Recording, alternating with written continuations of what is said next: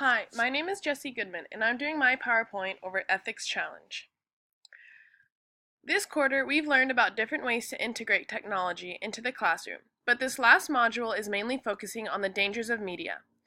This week's reading was based around the idea of the three core problems inside of media literacy.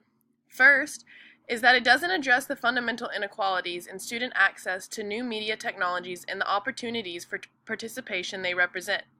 This is commonly known as the participation gap. Secondly is the transparency problem. This means that it assumes that children are actively reflecting on the media experiences and thus can articulate what they learned from their participation. Thirdly is that it assumes children on their own can develop the ethical norms needed to cope with a complex and diverse social environment online, which is famously known as the Ethics Challenge. To address these challenges, we must rethink which core skills and competencies we want our children to acquire in their learning experiences. NPR believes that there are 10 sections that focus on the core principles that drive their journalism. This article lays out the guidelines with how the NPR journalist should interact on social media because of these new gray areas of what is morally right.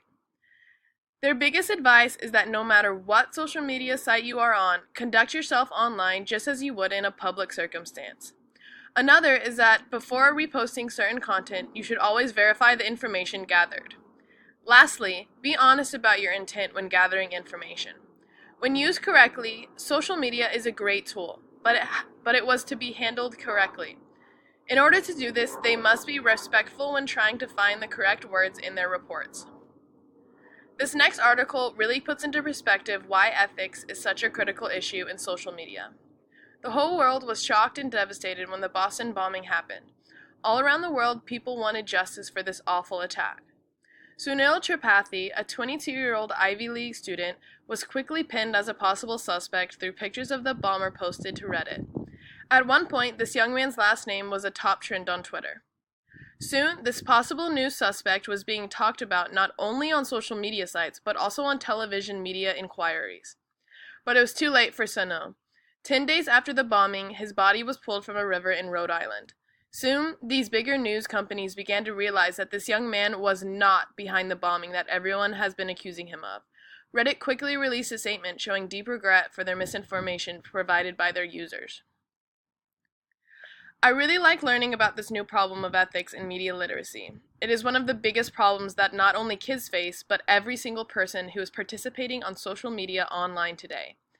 I don't know if there is a perfect solution to this ethics challenge. We live in a country that believes in its rights to view, say, and believe whatever they want, which I agree solely on. So I think we must approach this very big, a rising problem by warning the younger generation of these problems. In high school, I always remember learning about the dangers of cyberbullying, yet I never once heard of stories like the incorrect identification of the Boston bomber. Because of one single user on a social media site, this young man put his life in danger because of him. Teachers, parents, and any adults should feel responsible in informing the younger generation of these very serious problems.